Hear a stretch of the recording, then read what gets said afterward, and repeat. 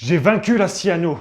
Et salut tout le monde, on se retrouve aujourd'hui pour une nouvelle vidéo pour parler d'un sujet qui fâche tout aquariophile, récifal ou d'eau douce, c'est la cyanobactérie. Alors, si toi t'es intéressé derrière ta caméra, n'oublie pas de lâcher un petit pouce bleu, de t'abonner à la chaîne et de mettre un petit commentaire dans la barre de la vidéo pour soutenir la chaîne, etc. Voilà, aujourd'hui, on parle cyanobactérie. C'est parti!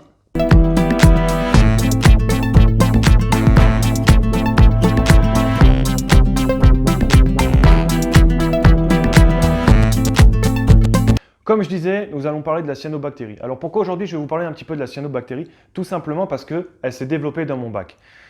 Alors il a fallu donc évidemment chercher la cause parce que moi je voulais vraiment partir sur quelque chose de naturel, non chimique, je voulais pas mettre de traitement, de médicaments ou autre. Donc il a fallu déjà chercher le pourquoi elle s'est développée avant de trouver des solutions. Donc moi par rapport à mon bac, donc comme je le dis, moi c'est mon bac, on parle aujourd'hui vraiment de mon bac et de pourquoi, et ça pourra certainement aider vos bacs ou autres. Du coup, j'ai modifié mon éclairage, c'est-à-dire que comme certains le savent, j'avais des tubes T5 et je suis passé à une rampe LED. Maintenant, ça fait peut-être 2-3 mois que oui, voilà, j'ai passé sur une rampe LED. Donc je pense que déjà ça a vraiment permis de favoriser le développement de la cyano. Tout simplement déjà parce que la cyano se nourrit de la lumière, parce elle est photosynthétique. Du coup, donc, comme il y a eu un changement, un bouleversement au niveau lumineux, déjà ça a été un facteur favorable à la cyano. Du coup, j'ai modifié mes paramètres de la rampe et j'ai remonté un petit peu ma rampe un peu plus haut. Ensuite, j'ai changé mon brassage. J'avais deux pompes G-Bao 4000 litres/heure qui ne suffisaient pas du tout et qui n'avaient vraiment pas une grosse portée ou un gros flux du bac. Du coup, je suis parti sur deux Thunes 6095. Voilà. J'en suis vraiment satisfait, ça brasse vraiment bien. J'en ai une à chaque extrémité du bac. Mes coraux s'en portent à merveille. J'ai beaucoup moins de sédiments au fond du bac. Et donc voilà, c'était vraiment un gros point positif. J'ai également fait un changement d'eau. Donc j'ai profité donc de ça pour siphonner tous les sédiments qui étaient au fond de mon bac et aussi de la cyano qui avait poussé sur la vitre du fond de l'aquarium. Une fois que j'ai fait mon changement d'eau, j'ai fait un rajout de bactéries. Alors pourquoi j'ai fait un rajout de bactéries?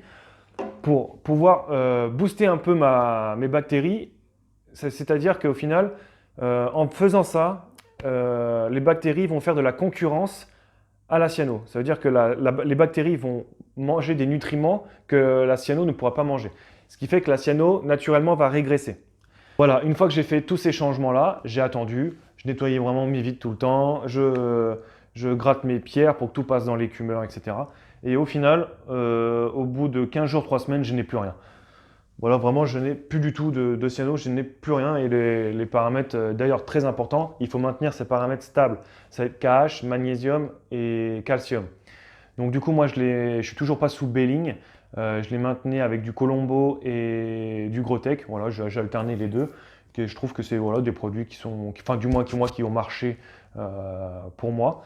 Et ça, d'ailleurs, je pense que c'est aussi important, c'est d'avoir des paramètres stables. Ayez des paramètres stables pour voilà, que déjà, ça sera favorable à vos coraux, à vos poissons et aussi voilà, à tout le cycle de l'aquarium. Pour conclure cette vidéo, du coup, pour vaincre la cyanobactérie, pensez à vérifier tout d'abord votre éclairage.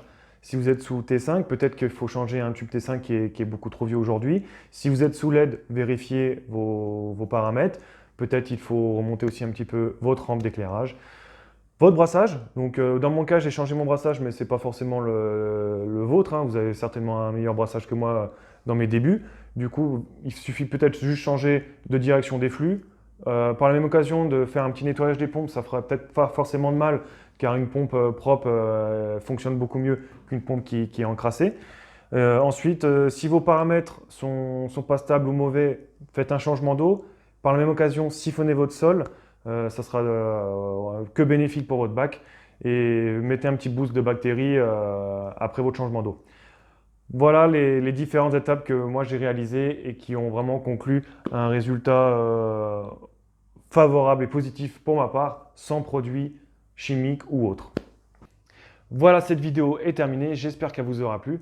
J'espère qu'elle vous apportera peut-être des solutions dans votre bac actuel où il y a de la cyano, ou je ne l'espère pas pour vous, dans les futurs jours, si vous avez un début de cyano ou vous essayez de combattre la cyanobactérie. En tout cas, moi, je vous dis à très bientôt pour une nouvelle vidéo sur la chaîne Aquajo. Allez, ciao!